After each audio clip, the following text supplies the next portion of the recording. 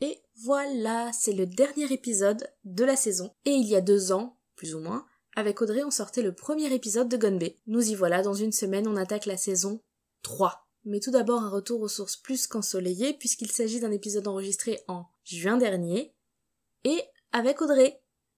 Allez, c'est parti pour le générique.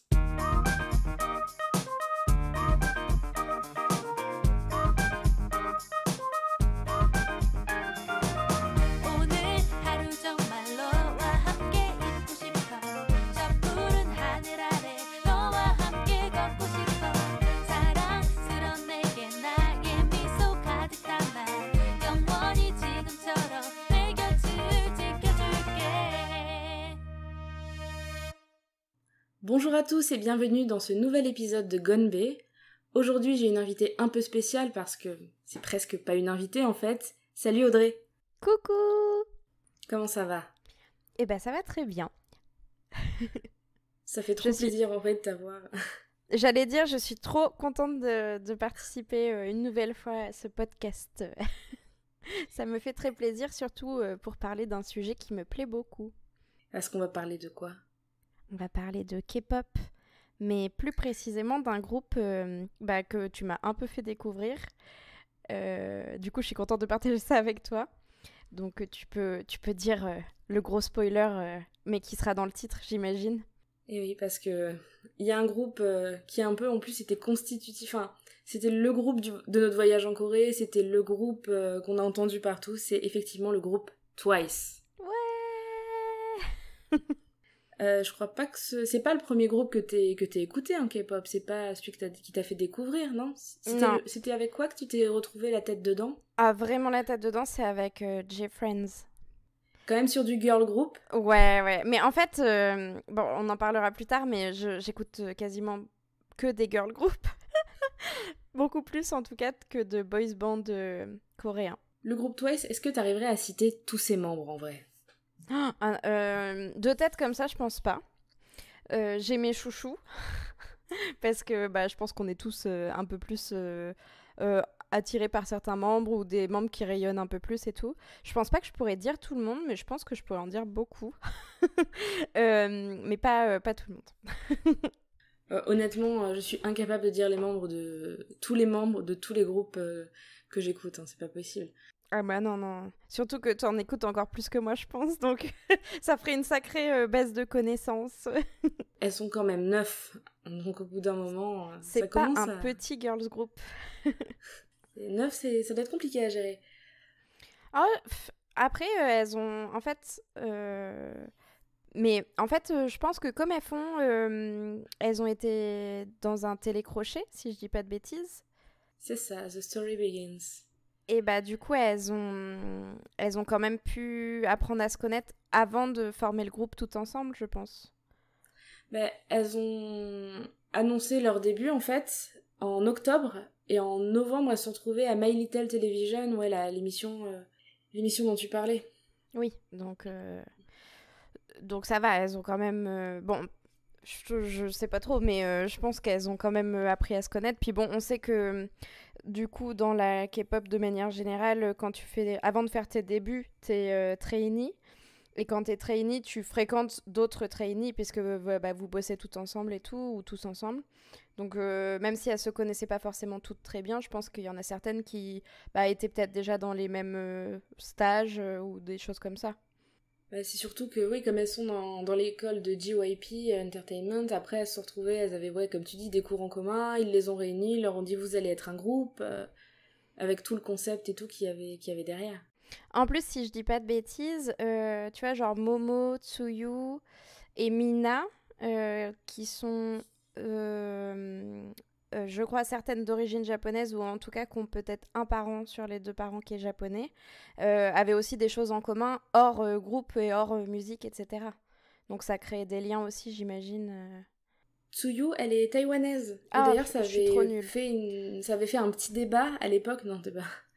C'est vrai? On connaît pas leur biographie par cœur. Ouais, parce que à My Little Television, en fait, les membres du groupe sont apparus en tenant le drapeau de leur pays. Ouais. Pour montrer un peu le côté multiculturel, effectivement, elles sont pas toutes sud-coréennes d'origine. Et donc Tsuyu, qui est taïwanaise, a montré le drapeau du gouvernement de l'île de Taïwan et pas celui de la République de Chine. Alors ça a failli vexer tout ça et il a fallu que le chanteur taïwanais Michael Huang fasse un petit post sur son blog pour dire mais non, elle est partisane de l'indépendance de Taïwan, etc.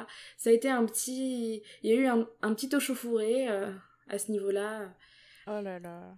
Parce que à ce moment-là, il y avait les élections présidentielles à Taïwan, donc c'était un peu compliqué, mais bon, visiblement ça n'a pas arrêté le groupe, parce que ça s'est passé en novembre 2015, et on est actuellement en juin 2020, et pour l'instant, elles sont encore vraiment au top de leur forme, et elles sont même au top du game des girl groups, presque. Ah, carrément. Bah là, en fait, je pense que Twice est populaire en Corée, Japon et plus particulièrement, je pense, dans beaucoup de pays asiatiques, comme les Blackpink, mais plus aux US, tu vois. Enfin, pour moi, Twice, c'est le girls band plus côté Asie de manière générale, là où Blackpink a percé, par exemple, plus du côté États-Unis, Europe.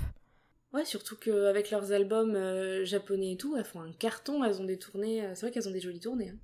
Mais en fait, c'est surtout ça, c'est que autant on peut dire ouais, non, mais les groupes connus, c'est BTS et Blackpink, autant Twice fait partie vraiment des énormes groupes populaires, peut-être un petit peu moins en Europe, donc on en entend moins parler, mais en Asie, c'est énorme, et surtout qu'elles font des cartons et quand elles chantent en coréen et quand elles chantent en japonais.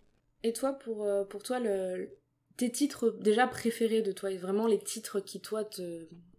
Alors, mon top 1, mon titre préféré vraiment, c'est Dance the Night Away. Et c'est pour beaucoup parce que c'est un titre qu'on a entendu non-stop quand on était nous-mêmes en Corée. On l'entendait partout, c'est là que tu te rends compte de l'ampleur du phénomène.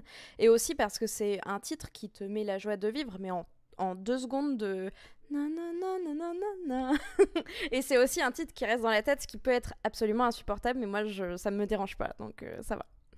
Donc ça, c'est vraiment mon top, et je pense que tu partages mon avis sur le fait que c'est vraiment un titre marquant de Twice. Ouais, c'est mon top 1 aussi, j'adore cette chanson, et pourtant, qu'est-ce que je l'ai entendue, j'aurais pu en être dégoûtée, hein, mais je l'aime toujours autant, parce que elle est entraînante, elle est jolie, et même quand on regarde le clip, elles sont à la plage, enfin, ça donne envie, c'est beau, c'est coloré. Non, franchement, cette chanson est vraiment, pour le coup, une chanson au top. Après, j'écoute un peu tout de Twice, mais bizarrement, leur première chanson, leur premier album, beaucoup moins. C'est plus à partir justement de 2018, Dance the Night Away, que là vraiment j'aime beaucoup toutes leurs chansons. Par exemple, la dernière, More and More, je la trouve qui vient de sortir aussi. D'ailleurs. Au moment où on parle, elle est sortie depuis pas très très longtemps. Mais en fait, je pense que tu as aussi le côté de l'évolution. Elles ont commencé en trainee, elles ont fait leur première tournée avec des choses vraiment très, très, très girly, que ce soit dans les clips, dans les paroles, etc. Et je trouve que de plus en plus, elles revendiquent un peu le côté...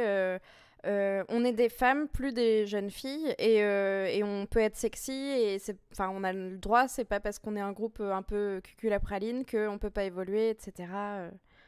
Ouais, sortent un petit peu du côté un petit peu chewing-gum, un petit peu exactement. mignon. Justement, on parlait de G-Friend. G-Friend, elles sont toujours en habit d'écolière et tout. Sur tous les premiers clips, on les voit adorables, mignonnes. C'est vrai que là, elles sortent, elles passent un petit peu en mode badass. C'est vraiment bien tout aussi. À fait, ouais. Et c'est surtout aussi que Twice passe depuis 2-3 chansons. Depuis Fancy, depuis l'ère Fancy, elle passe vraiment sur un empouvoirment des meufs, et je trouve ça trop cool. T'as vraiment l'impression d'une sororité, on est toutes potes et tout, donc c'est peut-être pas le cas, mais en tout cas, même quand on regarde des vidéos ou des fan meetings ou des choses comme ça, on sent qu'elles sont quand même si elles sont pas toutes proches autant des unes des autres, mais on sent qu'il y a une vraie cohésion du groupe. Je suis assez d'accord. À chaque fois qu'on les voit, elles sont souriantes, après, c'est leur marketing aussi. Oui, évidemment. Elles sont souriantes, elles sont gaies, et c'est vraiment super. Et ce que j'apprécie beaucoup avec Twice aussi, c'est que moi j'adore leur style vestimentaire, soit dans les clips, etc. Elles ont un... Enfin, quand je vois les clips, quand je les vois sur scène, quand je les vois en interview et tout, j'ai juste envie d'aller acheter leurs vêtements, de me dire je veux les mêmes parce qu'elles ont des robes colorées, Enfin, Twice, je trouve que c'est vraiment un groupe qui est de toutes les couleurs d'ailleurs. D'ailleurs, il y a beaucoup de leurs clips qui sont extrêmement acidulés quand même, même si on voit qu'elles ont une personnalité qui s'impose, on garde ce côté très... qui est quand même entraînant, voilà, entraînant. Exactement, ouais. Bah, tu vois, en plus, ce truc de un peu sororité et tout ça du groupe, on l'a vachement retrouvé en été 2019. Alors, je saurais pas dire exactement quand, mais l'été de l'année dernière, parce qu'on a eu une annonce de JYP, donc leur label, qui nous expliquait que Mina, donc une des membres du groupe, souffrait de grosse anxiété et que du coup, elle allait pas pouvoir continuer à participer à la tournée, etc. Et t'as senti qu'elles se protégeaient toutes les unes des autres et elles se protégeaient beaucoup, Mina, parce qu'on dans la K-pop c'est très difficile, hein, enfin t'en as déjà parlé, mais c'est un milieu assez rude où justement tu as beaucoup de gens sur internet qui te font des commentaires assez méchants dès que tu changes de couleur de cheveux ou que tu te coupes un ongle. Et donc là, d'avoir ça, je pense que ça a aidé aussi à ce que les gens se rendent compte que l'univers de la K-pop était pas simple du tout, parce que on voit beaucoup de trucs édulcorés et tout ça, c'est pas le cas. Et du coup, d'avoir cet événement qui a frappé un membre du groupe, ça a montré aussi que déjà elles étaient assez fortes pour pouvoir continuer la tournée à 8 au lieu de 9. Et surtout, ça a permis à Amina de se reposer et d'être peut-être plus posée et mieux se sentir à son retour. C'est vrai qu'en plus, vraiment, je trouve, enfin, elles arrêtent pas. Enfin, il y a ça aussi, quand t'es anxieux, faut se dire que elles s'entraînent, elles dansent, elles chantent, ensuite elles vont enregistrer, elles vont en interview. C'est vraiment, il y a pas de week-end, il y a pas de jour de repos pour ces filles. Enfin, c'est rien que elles ont explosé en 2018, elles sortent 3-4 mini-albums par an. Enfin, Ouais, c'est c'est énorme. énorme. Ça veut dire qu'elles sont tout le temps en train d'enregistrer, tout le temps en tournée. Quand elles ont pété avec Dance the Night Away, c'était sur une réédition de What Is Love. Ensuite, elles ont fait un truc japonais. En novembre, elles ont sorti Yes or Yes, qu'on a aussi entendu à non plus pouvoir en novembre 2018. Et c'est reparti en avril qu'elles ont sorti Fancy You. Et en septembre, enfin, j'ai l'impression que tous les 2-3 mois, elles ressortent encore du contenu. Et en plus, c'est pas des contenus bâclés parce que les chansons sont travaillées, les clips sont travaillés. Il y a tout un univers autour, il y a les interviews, il y a les promotions. Ceci dit, il y en a partout dans Séoul, dans les autres villes, elles sont partout dans le métro, etc. Enfin, c'est quand même une omniprésence qui doit être effectivement assez usante psychologiquement. Et c'est aussi une bonne manière de voir que cette maison de disques est vraiment consciente de la pression qu'ils mettent sur leurs artistes. Donc, pour avoir... là, je viens de checker, mais JYP, c'est le label aussi de Stray Kids, donc un groupe de mecs, pour le coup, de ITZY, de GOT7. Donc, en gros, c'est vraiment, je pense, pour beaucoup, Twice qui fait tourner le label. Et donc, ils ont pris conscience que il était important d'accorder à leurs artistes du temps, pour du repos, etc. parce qu'elles ont une pression monstre. Et je pense que c'est pas le cas de tous les labels, car malheureusement, on a pu le voir ces dernières années, mais il y a aussi des choses plus graves comme des suicides d'artistes ou des choses comme ça qui peuvent arriver quand la pression devient trop grande. Ouais, et c'est pas anodin parce que il y en a vraiment, pour le coup, quand même, en tout cas, qui ressortent dans les médias jusque chez nous. Il y en a au moins 2-3 par an qu'on entend, dont un des compositeurs de SHINee. Donc c'est pas des petits groupes qui ne fonctionnent pas en plus. C'est vraiment aussi les groupes qui marchent, qui ont une pression monstrueuse. C'est pour ça aussi qu'ils ont besoin du soutien de leurs fans et d'avoir aussi de la bienveillance qui est apportée, on parle pas des stalkers, mais de leurs fans. Oui, c'est mieux. D'ailleurs, est-ce que tu sais comment s'appellent les fans de Twice? Ah, c'est pas les Wens? Si. Si, c'est ça. Oh là là, ça y est. J'ai réussi une question du quiz. Ouf. En même temps, effectivement, voilà, c'est que je regardais mes petites notes, c'est vrai qu'il y avait des choses. C'est ça que je trouve génial dans la K-pop, c'est que les anecdotes, tout cet univers qui est construit autour des groupes, oui.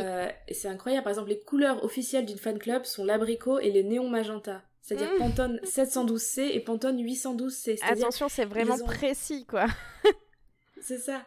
C'est-à-dire que les fans, pour être dans un fan club, etc., c'est des vrais clubs avec des règles, avec une façon de fonctionner et avec une hiérarchie dans le fan club aussi. Et moi, je trouve ça mignon d'un côté parce que malgré tout, ce sont des gens qui donnent de leur temps pour organiser des vrais...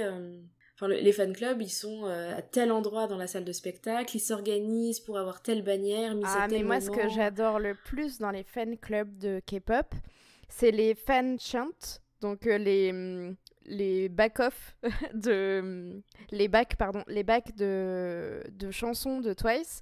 Donc par exemple, en fait, c'est très connu dans la K-pop que pendant des concerts, tu as donc dans le public, les fans qui font partie de cette communauté font des petites chansons pendant la chanson pour encourager leurs artistes préférés à chanter.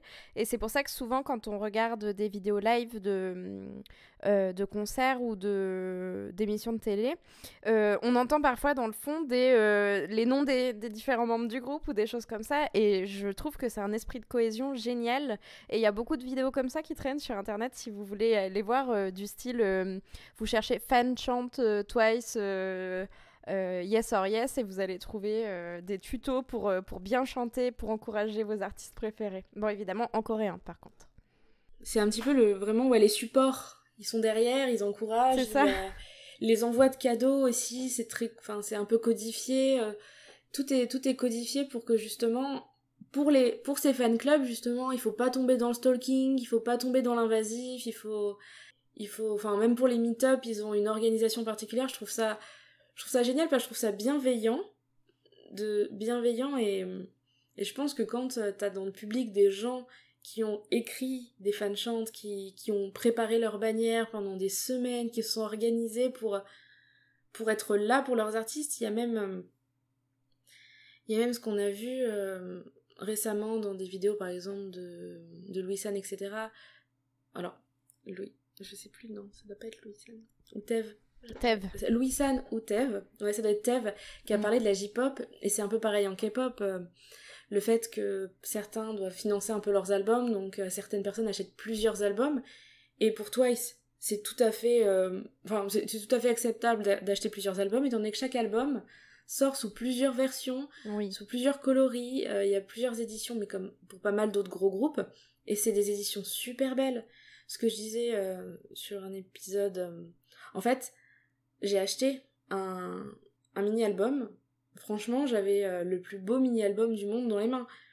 Il y a des photos, il y a des cartes postales, il y a des petits stickers.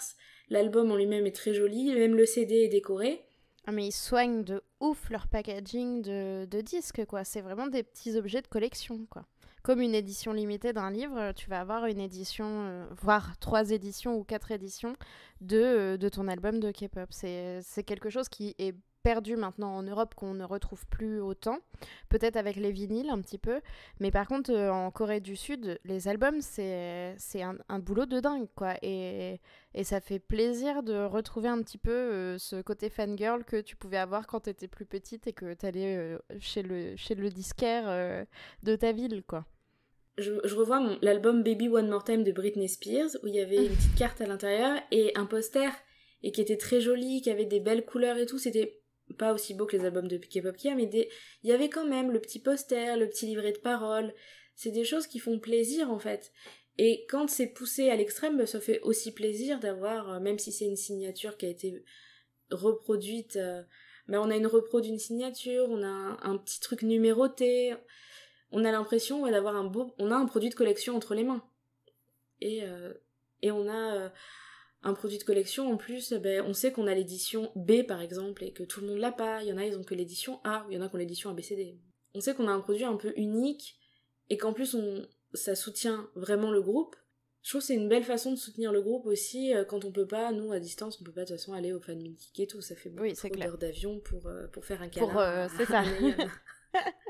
Sachant que, justement, comme tu parles de Nayeon, donc c'est un peu dans les groupes de K-pop, il y a un peu des typologies d'artistes. Donc, il y a la danseuse, l'image du groupe, la voix importante du groupe, la rappeuse, etc. Ils sont un peu divisés dans des sous-catégories. Nayeon, c'est un peu le membre du groupe qui est le visuel du groupe, ils disent souvent. Donc, c'est la meuf qui est souvent au milieu, quoi, quand il y a des photos de groupe. Et malheureusement, tout ce délire de fans, etc., qui peut être hyper positif et agréable, bah, ça a son côté tranchant parce qu'elle s'est fait suivre complètement par un gros stalker l'année dernière, peut-être début de cette année, je ne sais pas exactement. Et ça a été jusqu'au point où elle a porté plainte, elle a fait une demande d'injonction d'éloignement, etc., envers cette personne. Sur les sites d'information. Sur les réseaux K-pop. Ouais. Mais c'est vrai que c'est terrible parce qu'ils sont pas très protégés, les artistes. Malgré tout, en France, pas vraiment, mais en Amérique, les gros artistes, ils ont des gardes du corps, ils ont une surveillance assez rapprochée. Là, les gros artistes qui sont sur le devant de la scène, ils ont pas tant des gardes du corps, ils ont pas quelqu'un devant chez eux. C'est quand ils se font suivre, et puis ils se font suivre des fois par des fans vraiment capables de regarder un reflet dans les lunettes de soleil, dans l'écran, de ci, de ça, pour deviner sur Google Maps. C'est tragique parce que il y a eu des accidents, que ce soit au Japon avec des idoles ou en Corée, et c'est dommage. Nayeon, en plus, elle est mise en avant, c'est la plus âgée, mais déjà, c'est la plus âgée, elle a que 24 ans, donc en plus, c'est pas... Comment dire, elle est très jeune, elles sont très jeunes, donc ils sont pas très protégés à ce niveau-là, et ils sont pas...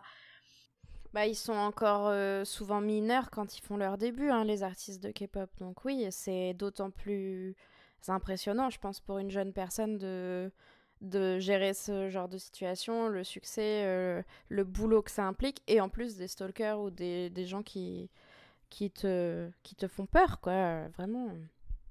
Parce que le passage à l'âge adulte, il se fait dans ce moment-là, parce que voilà, elle a 24 ans, donc quand elle a commencé, elle en avait 19, et c'est la plus âgée. La plus jeune, quand elle a commencé, elle avait 15-16 ans, Tsuyu. Donc, j'imagine difficilement comment, alors qu'on sait même pas, on connaît rien de la vie, parce qu'elles sont idoles, elles sont trainees, elles passent un peu leur vie là-dedans, et tout ce qu'elles voient du monde extérieur, c'est ce que leur public leur renvoie, au final. Elles sont toujours en lien avec leur public, donc ça peut être très compliqué à gérer. Ouais, vraiment, ça peut être... Et puis, surtout que tu te construis beaucoup sur le regard des autres, de manière générale, quand tu grandis. Mais alors là, dans ce contexte-là, c'est encore pire, parce que tu vas avoir des centaines de milliers de personnes qui vont réagir sur tes moindres faits et gestes sur les réseaux sociaux. Donc, c'est une pression énorme qui serait pas forcément mieux accueillie chez des personnes plus âgées, mais c'est d'autant plus grave et difficile pour des personnes qui sont plus jeunes, je pense. Ouais, et puis elles ont déjà une carrière énorme, parce que comme on disait, elles explosent, et là elles ont signé avec une compagnie de disques américaine, enfin c'est pas rien, quoi. Elles se retrouvent dans un engrenage énorme, parce qu'elles ont signé avec Republic Records qui possède, c'est bizarre dit comme ça, qui possède Ariana Grande, Taylor Swift ou Justin Bieber, enfin c'est énorme. Qui produit. Voilà. Qui possède. Je trouve ça terrible quand je fais mes recherches. Non, mais t'inquiète. Mais c'est un petit peu ça. C'est un petit peu ça. Malheureusement, elles ont pas leur vie privée n'est pas privée. Enfin, elles ont pas de... Elles ont tout cet imaginaire collectif autour d'elles. Mais bon, après, c'est parce qu'elles sont jeunes. Les artistes, quand ils évoluent, souvent, quand ils évoluent en âge, ça, j'espère que ça va changer. Ça va changer, surtout qu'en Corée, on arrive sur des années où, justement, il y a l'empowerment au niveau de la K-pop, c'est-à-dire les artistes commencent à délaisser un peu ce rôle mignon de petite fille mignonne pour des femmes qui en imposent et qui savent ce qu'elles veulent. Et d'un autre côté, aussi, c'est l'image qu'attendent les Coréennes et que demandent les Coréennes, parce que les Coréennes sont en plein dans des démarches féministes pour faire reconnaître énormément de choses. C'est que l'an dernier, donc, il y a eu l'avortement qui a été légalisé, etc. Donc là, elles sont vraiment en train de rouler sur tout le monde pour essayer de s'imposer, donc je trouve ça aussi bien que au niveau de la K-pop, il y ait ça aussi qui se fasse, et peut-être, j'espère que ça va aboutir à terme à peut-être une libération aussi de ces artistes, je sais pas. Bah, en tout cas, je leur souhaite. Avec tout ce qu'elles nous apportent de positif, j'espère qu'elles auront aussi autant de paillettes dans leur vie à elles, quoi, parce que... Ah bah oui. Parce qu'elles nous les donnent, les paillettes. Mais voilà, après, c'est vrai que Twice, en plus, pour moi, c'est un groupe qui a ma préférence aussi, parce que c'est un peu le groupe du voyage en Corée, c'était le groupe... voilà, on a partagé pas mal de choses... avec cette chanson Dance the Night Away qui énervait tout le monde autour de nous. Ouais, mais après, qui était dans la rue, c'est pas nous qui la mettions. Hein. Ah bah non, on y est pour rien, Pour être retournée en 2019, elle était encore dans la rue non-stop. Donc, je sais pas si dans 2 ans on y revient, peut-être que ce sera encore Dance the Night Away. Peut-être qu'ils n'ont que ce disque. Il est coincé dans le lecteur CD, on peut pas l'enlever. Zut. Mais après, est-ce que t'as écouté un petit peu le reste? Enfin oui, j'imagine que oui, t'as écouté. Est-ce que t'as d'autres chansons qui t'ont un peu parlé de Twice, en tout cas, sur leurs albums? Alors, Twice, quand j'ai découvert le groupe, c'était... j'écoutais beaucoup Titi. Avec ce fameux geste avec les mains que je ne peux pas vous reproduire car c'est un podcast. Mais en gros, c'est comme des larmes. Vous savez, tété, c'est un peu l'emoji japonais pour des larmes qui coulent. et donc, j'ai découvert avec ça. Et en fait, c'est à partir de ce moment-là que j'ai commencé à écouter Twice et que je me suis dit, oh putain, mais... elles sont trop mignonnes. Et ensuite, je me suis dit, putain, j'adore leur chorégraphie parce que on n'en a pas vraiment parlé pour le moment, mais Twice, elles ont une esthétique très girly, pop, colorée, etc., qui est très agréable. Mais elles ont aussi une grande force, c'est que d'une, elles ont Momo, qui est une danseuse hors pair, qui est passionnée de danse. Et en plus, elles ont toujours des chorégraphies très entraînantes et qui sont pas faciles à reproduire, je n'irai pas jusque-là, mais en tout cas qui ont des mouvements signature vachement sympas, je trouve. Oui, d'ailleurs, leur mouvement signature, je crois que pour C'est pour Titi ou What is Love, etc., que c'est fait un peu exprès aussi pour que nous, on puisse vraiment aussi s'impliquer dedans. Et c'est génial parce que ça fonctionne. Hein. Ça fonctionne. Quand j'écoute What is Love, j'ai envie de faire la chorégraphie. Donc, bon, le problème, c'est que j'écoute beaucoup de K-pop en conduisant, donc je ne fais pas la chorégraphie, rassurez-vous. Ah bah, s'il te plaît, non. En plus, ce qui est bien en K-pop, c'est qu'il y a toujours les vidéos faites pour que tu apprennes la chorégraphie où elles sont dans leur salle de danse, bien cadrées, avec la vidéo en miroir, où tu peux la passer, comme c'est sur YouTube, au ralenti, et tu peux t'entraîner si tu veux apprendre les chorégraphies de K-pop. C'est tout à fait... tout est fait pour qu'on puisse les connaître aussi à notre tour et danser beaucoup moins bien que Momo, mais donner tout ce qu'on a. Après, donc, voilà, Twice, moi j'aime bien leur album japonais aussi, j'adore leur chanson Wake Me Up, qui est sortie sur leur album japonais. Je crois que c'est dans... Comment ça se passe? BDZ? BDZ? BDZ, je crois qu'elle était sortie. Mais j'adore Wake Me Up. Et ironiquement, j'en ai fait mon réveil. C'est vrai que leur tournée japonaise aussi était plaisante, et l'avantage c'est qu'on s'est pas retrouvé avec leurs chansons coréennes toutes traduites en japonais et c'est tout. On s'est retrouvé vraiment avec un album qui avait été fait pour leur tournée japonaise, histoire de donner vraiment une nouvelle dimension à cet album, quoi. Et donc à part ça, tu me disais que tu aimais bien J-Friend, mais est-ce que t'écoutes comme autre groupe, surtout donc girls group, comme t'as dit?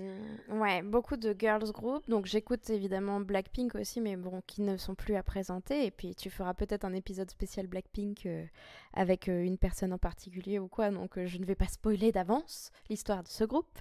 Donc j'écoute aussi Luna, qui est un groupe, encore un girls group. J'aime beaucoup Sunmi, qui est une artiste féminine, mais qui est toute seule, qui fait pas partie d'un groupe. Sinon, pour rester, j'aime beaucoup... donc, elles sont plus jeunes, mais elles sont dans le même label, c'est ITZY. Voilà. Et Is1, qui est aussi un groupe issu d'un télécrochet, mais elles sont encore plus, je crois qu'elles sont 12, donc pourquoi faire des choses simples quand on peut avoir des groupes de 12 personnes dont tu ne connais le nom que de 2 ou 3 personnes. Mais en gros, j'aime beaucoup les titres entraînants de K-pop, que tous ces groupes produisent, que ce soit un petit peu plus girly, comme tu disais tout à l'heure, avec J-Friend, avec des choses plus petite pop d'écolière, on va dire, un peu plus neuneux, si les mauvaises langues nous écoutent. Et j'aime beaucoup les trucs un peu plus badass comme Blackpink ou ITZY, avec vraiment des sons un peu plus dansants, on va dire. Dansants dans le sens... pas des petites chorégraphies rythmées mignonnes, mais plus des trucs où tu pourrais les écouter en boîte et ça te choquerait pas.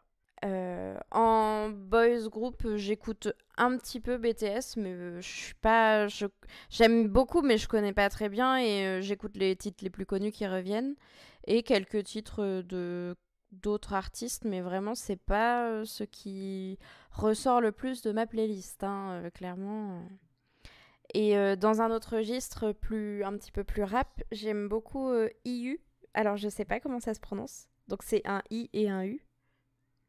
Qui est un petit peu plus dans la chanson parlée et un peu du hip-hop rap. Je sais pas trop comment la décrire. Et c'est pareil, c'est une artiste qui est toute seule et elle a fait des feats par exemple avec... comment il s'appelle G-Dragon, qui est un rappeur coréen. Je pense qu'on peut dire que c'est un rappeur coréen. Oui. Bah oui, voilà. Enfin, je pense que c'est IU parce que c'est pour dire un peu I love you. Souvent, il y a un petit cœur entre les... C'est ce que je me suis dit aussi, mais du coup, comme je savais pas trop, je préfère la prononcer à la française, IU, après, ce qui est beaucoup moins joli. Bon, après, on s'en fiche. C'est un podcast francophone, donc les gens, ils sauront la chercher. Au moins, ils sauront l'écrire. Exactement. IU qui a récemment sorti un single, on en a parlé avec... j'en ai parlé dans mes recos, l'épisode Memories of Murder, 8, comme le chiffre, 8, qui est vraiment très, très joli, qui transporte un petit peu, qui nous emmène un petit peu en voyage, un clip avec un petit peu d'animation, qui est sur les rêves, etc., qui est très doux. IU, je trouve que tout ce qu'elle fait, c'est très très doux, et c'est pour ça que j'aime beaucoup cet artiste. Et c'est une artiste qui a en plus, si ça vous dit, vous pouvez la trouver dans beaucoup de... Enfin, elle fait quelques dramas quand même. Oui, elle est actrice aussi, c'est vrai que je l'ai pas précisé. Elle avait été... ils font tous un peu tout, je pense, mais elle a été dans un drama qui avait vraiment beaucoup fonctionné il y a 3-4 ans. Déjà 3-4 ans. Scarlet Heart, où une vendeuse de produits cosmétiques se retrouve dans le passé au milieu d'intrigues politiques entre un prince et... enfin, entre beaucoup de princes. Je crois qu'il y en a une dizaine. Typical drama coréen. Voilà. En plus, c'est plutôt pas mal parce que comme c'est une vendeuse des temps modernes, elle se retrouve dans le passé, elle sait tout faire. Elle sait faire le savon, elle sait faire le shampoing. Clairement, elle s'intègre assez rapidement. Non, c'est un drama qui a beaucoup fonctionné, mais c'est beaucoup dans l'émotion, le pathos. J'ai beaucoup aimé. Voilà, c'est vrai qu'IU, elle est au top. J'aime beaucoup les girls group aussi, c'est vrai que j'aime beaucoup les concepts qui sortent en ce moment. On sort un peu du concept tout sexy qu'il y avait au début des années 2010, où tout soit extrêmement mignon, soit extrêmement sexy. Là, on a vraiment des vrais storytelling, voilà, des nuances où les femmes ne sont pas soit adorablement mignonnes, soit des femmes fatales. Non, elles sont fatales, mais parce qu'elles sont capables de vous botter les fesses, en fait. Mais moi, je suis d'ailleurs... donc ça sort complètement de Twice vraiment, mais je suis super hypée parce que donc mon groupe préféré qui s'appelle G-Friends a été racheté à son label original par le même label que BTS, qui est donc un label beaucoup plus gros et beaucoup plus puissant en termes d'argent et d'impact sur la musique coréenne, je pense. Donc j'ai très très hâte de voir ce qu'elles vont nous sortir. Elles ont déjà sorti un titre Labyrinthe là avant le confinement, donc sûrement vers février, je pense, qui était très dansant, beaucoup plus dark que ce qu'elles ont l'habitude de faire. Et du coup, j'ai vraiment très hâte de voir ce qu'elles vont faire par la suite et s'il y aura des collabs avec d'autres groupes ou des choses comme ça. Parce que ce qui est souvent un peu casse-pied dans le monde de la K-pop, c'est que tu as beaucoup de groupes qui ne peuvent pas faire de collaboration, qui ne sont pas trop en lien direct, parce qu'ils font partie de labels différents et ils sont très précautionneux de faire des feats ou des choses comme ça uniquement entre membres de leur propre label. Donc des fois c'est hyper frustrant en tant que fan, parce que tu peux être fan de groupes de différents labels forcément. Enfin, je pense que t'es comme moi, t'écoutes pas que un label en particulier. Et du coup, là, j'attends beaucoup de choses et c'est vrai que Big Hit Records, c'est un label qui récupère quand même GFriend, qui a une bonne base de fans et qui a déjà sa notoriété en Corée, même si c'est pas du tout similaire à Twice, c'est un beaucoup plus petit groupe, mais qui font quand même des très bons résultats au classement de top hit ou des choses comme ça quand elles sortent des singles avec beaucoup de victoires, beaucoup de numéro 1. Donc j'en attends beaucoup. Bah, J-Friend ou Yoja Chingu en coréen, parce que visiblement il y a les deux sur les jaquettes des albums. C'est vraiment un groupe que j'affectionne aussi. Mais pour aussi des vieux titres, et c'est vrai que je revois à l'époque où Lovelyz, etc., on les voyait toutes là en uniforme d'écolière, et c'est bien de les voir changer déjà changer de concept un petit peu, qu'elles ont plus de 17 ans jusqu'à 30 ans, comme Park Shin-hye, qui s'est retrouvée à faire des dramas où elle jouait des lycéennes jusqu'à 30 ans. Donc là, elles évoluent aussi au niveau de carrière, mais je suis contente qu'elles soient rachetées, parce qu'effectivement, les feats, en général, tu les as que dans les dramas. Les artistes, ils se croisent que au cinéma ou à la télé, dans des productions vidéo en fait, productions télé où on les entend pas forcément chanter ensemble, à moins d'être sur un drama musical. Et encore, des fois ils font même pas les chansons de la BO ensemble, donc non, ça va être bien. En plus là on a deux groupes, ça va peut-être faire monter les J-Friend, du coup ça va peut-être les faire exploser. On verra, mais en tout cas elles ont un bon potentiel, parce qu'elles ont une chanteuse Yuju qui est vraiment incroyable, qui a une voix de ouf, et on l'entend même lors d'interviews d'autres artistes et tout ça, et ils sont tous d'accord pour dire qu'elle a vraiment un talent phénoménal. Et il y a aussi Sowon qui est une très bonne danseuse, donc enfin c'est plein de choses, mais c'est un groupe qui a déjà du beau potentiel, et même que ce soit en danse ou en voix, je trouve qu'elles peuvent faire de grandes choses, et elles peuvent être le next gros groupe coréen de filles. Donc on verra ce que ça donne. Comme ça, je galère vraiment à acheter leurs albums. Si elles font une tournée en France, ce sera vraiment super bien. Après tout, pour l'instant, les groupes qui font des tournées en France, il n'y en a pas eu des masses. Donc c'est vrai. On verra bien. Après, ouais, t'as pas cité beaucoup de garçons, mais en même temps, les mecs qui ont un concept à peu près équivalent au groupe féminin, ils sont... Comment dire, les Flower Boys, c'est pas forcément les groupes les plus passionnants, donc ils sont tous habillés en blanc. Non, puis c'est vrai que je pense que je suis assez fan de girls group aussi, parce que je m'identifie peut-être un peu, enfin je sais pas si tu vois ce que je veux dire, mais Tout à fait. tu te reconnais plus dans un girls group, même des fois dans les thématiques des paroles ou des choses comme ça, donc et puis il y a pas de mal à aimer des groupes de meufs, voilà. Ah non. Non. Moi j'écoute surtout des groupes de meufs aussi, donc je vais pas aller à l'inverse de ce que tu dis. C'est parce que effectivement on s'identifie, c'est pour ça qu'on a notre préféré, qu'on préfère telle personne, parce que son style nous parle plus. En interview, elle est trop sympathique, elle est vraiment mignonne, elle me rappelle ma pote Machine, elle parle pareil. C'est vrai qu'on a peut-être plus aussi de facilité à ce niveau-là. C'est chacun avec l'énorme quantité de K-pop et qualité aussi qui est produite tous les mois, toutes les semaines. De toute façon, tout le monde peut trouver potentiellement, je pense, son bonheur. On peut pas dire j'aime pas la K-pop, je pense, parce qu'il y a trop de trucs. Enfin, je sais pas, on peut ne pas aimer du tout la K-pop, mais si dans tout l'éventail on trouve rien qu'on aime, c'est dommage. Ouais, je suis tout à fait d'accord avec toi. En parlant de ça, si toi tu avais quelqu'un qui dit je connais pas la K-pop, tu lui conseillerais quoi? Pour essayer de le mettre un petit peu dedans, de le motiver à écouter, tu lui ferais écouter quoi comme échantillon de chansons, comme groupe? Tu lui montrerais quoi pour essayer de lui donner envie? Ah, c'est pas évident. Je pense que je ferais un échantillonnage avec... Je lui ferai écouter une chanson de Blackpink, parce que je pense que c'est vraiment le groupe où tu peux faire une entrée en matière dans la K-pop assez facilement, parce qu'elles ont tellement forcément, elles sont produites en partie par des Américains et tout ça, qui ont repris le créneau, mais elles ont tellement des sons qui peuvent être des sons de chansons européennes ou américaines que ça choquerait pas. Tu vois, par exemple, elles ont fait un duo avec Dua Lipa, qui est une artiste américaine, je crois, qui s'appelle Kiss and Makeup, et clairement, le premier titre que je ferais écouter, ça serait du coup pas vraiment un titre uniquement de K-pop, mais en feat avec des artistes de K-pop, ça serait cette chanson-là. Donc, Kiss and Makeup de Blackpink et Dua Lipa. Je pense que je commencerai par ça. Ensuite, pour un peu diversifier, Et parce que, on en parle dans cet épisode, je pense que je leur ferai écouter un titre de Twice.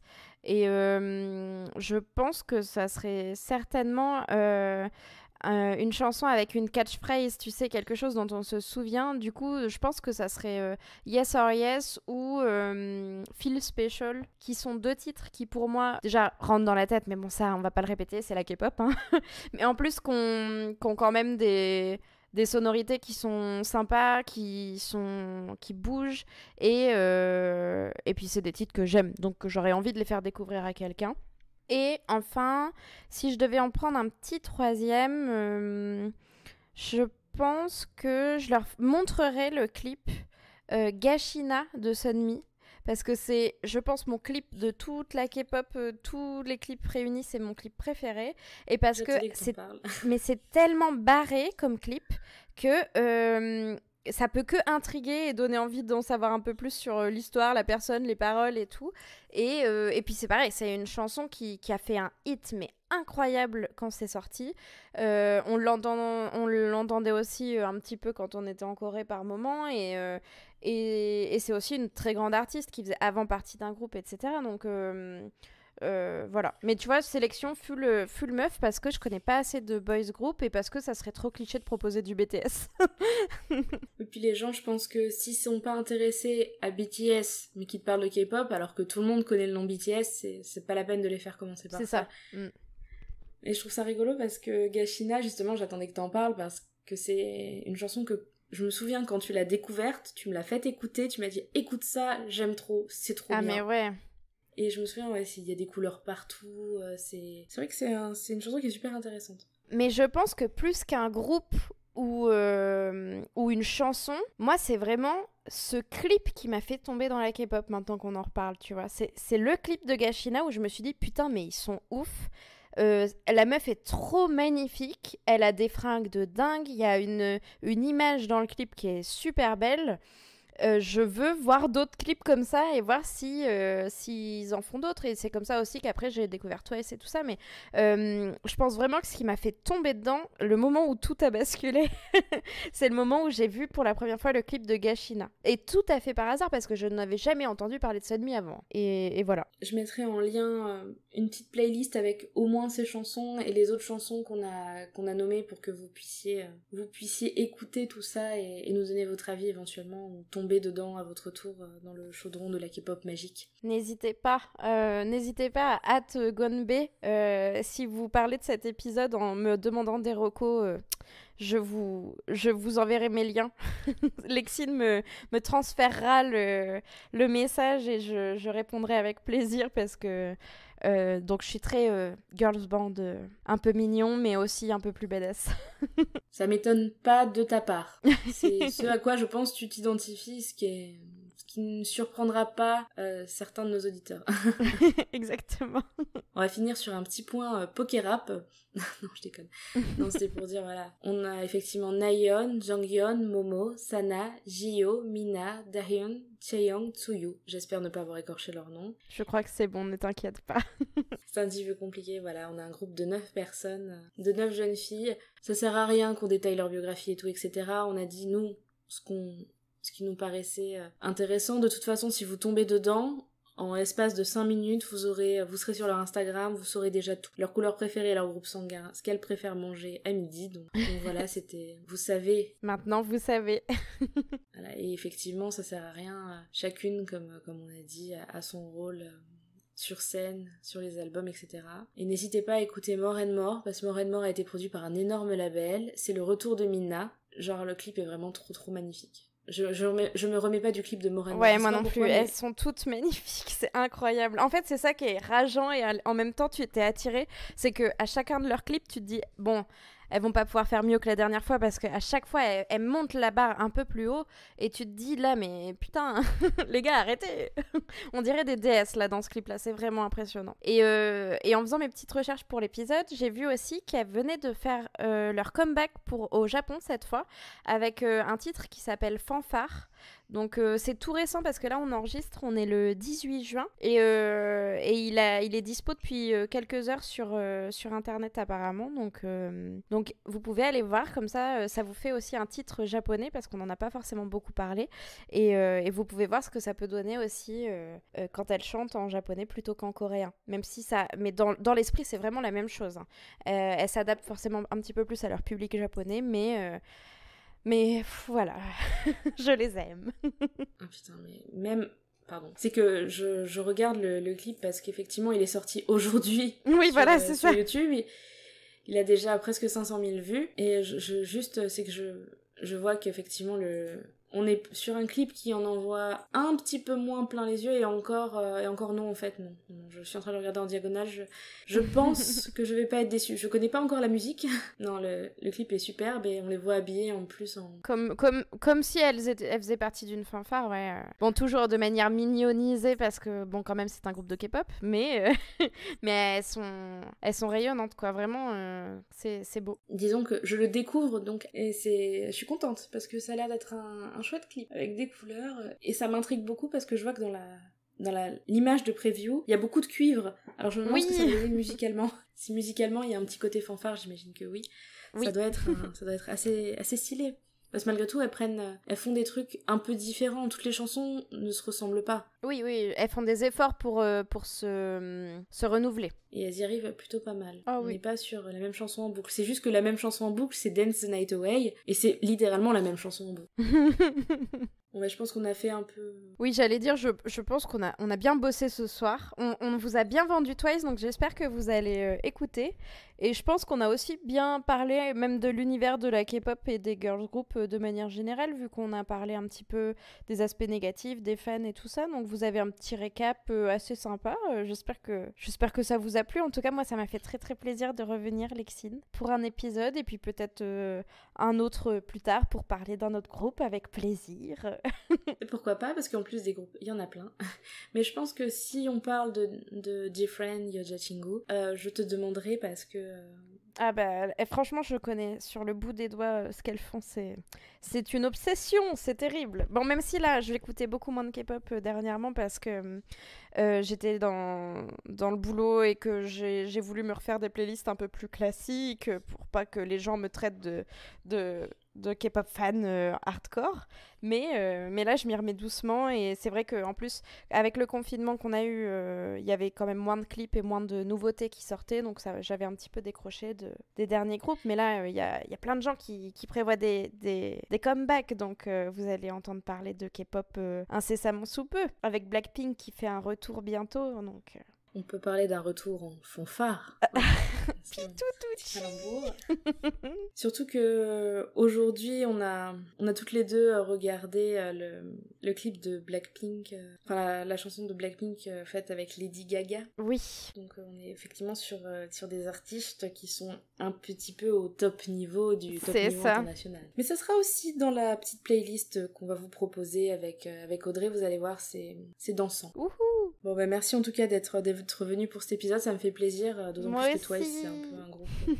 Et ben prenez soin de vous, et puis des gros bisous Audrey, des gros bisous à tout le monde. Plein de bisous. Vous pouvez nous retrouver, ainsi qu'Audrey, vous pouvez la retrouver sur Podcut, Dr Watt, l'école des facs. Tout à fait. Voilà, nous avons également un Patreon avec des contenus exclusifs, des articles qui sortent toutes les semaines, donc n'hésitez pas. Et n'hésitez pas à aller écouter les autres podcasts du label, et en tout cas on se retrouve bientôt sur Podcut et sur Gonbe. Bisous bisous. Plein de bisous, merci.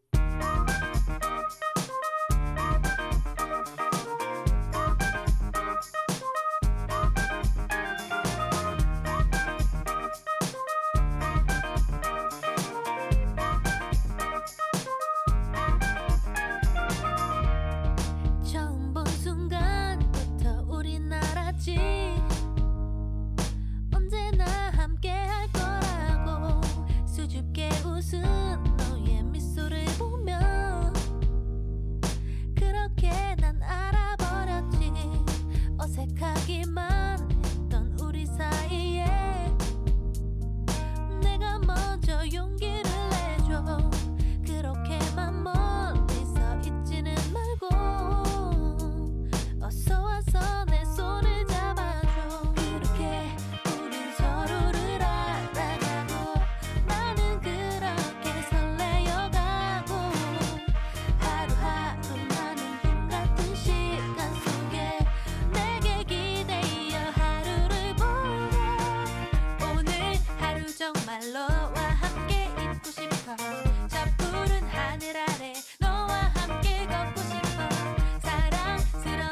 내게 나의 미소 가득 담아 영원히 지금처럼 내 곁을 지켜줄게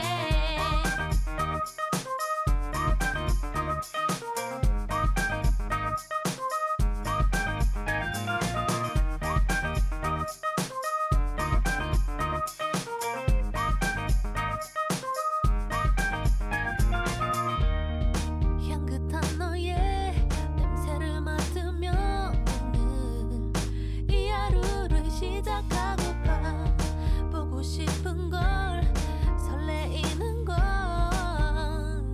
모든 것이 꿈만 같은 걸 그렇게 우린 서로를 알아가고 나는 그렇게 설레어가고 그럼 나는 꿈 같은 시간 속에 내게 기대어 하루를 보내 오늘 하루 정말 너와 함께 있고 싶어 저 푸른 하늘 아래 너와 함께 걷고 싶어 사랑스런 내게 나의 미소 가득 담아 영원히 지금처럼 내 곁을 지켜줄게 I can feel the love in you 너를 보면 I can see the love in you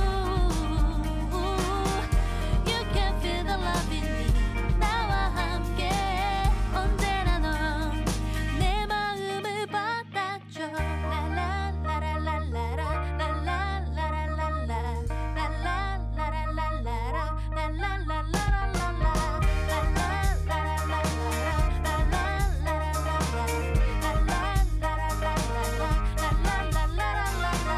오늘 하루 정말 너와 함께 있고 싶어 저 푸른 하늘 아래 너와 함께 걷고 싶어 사랑스런 내게 나의 미소 가득 담아 영원히 지금처럼 내 곁을 지켜줄게 Vous êtes encore là? Bon, mais du coup, je vais peut-être vous faire un petit teaser de ce qui est prévu pour la saison 3. Déjà, voici le programme du mois de mars. On va parler d'un drama plein de gens morts, vivants et morts-vivants, Kingdom, dont la saison 3, décidément que de saison 3, arrive cette année. Et puis, même si la Saint-Valentin est passée, nous allons célébrer ensemble le White Day et parler encore d'amour. Tout ceci sera entrecoupé de pastilles de news et de formats plus courts à écouter le temps d'un brossage de dents. Et il est possible que j'ai préparé un dossier, que l'on se lance à apprendre le coréen ensemble, ou en tout cas qu'on essaye. Et vous avez prévu quoi en attendant le printemps? Allez, à la semaine prochaine!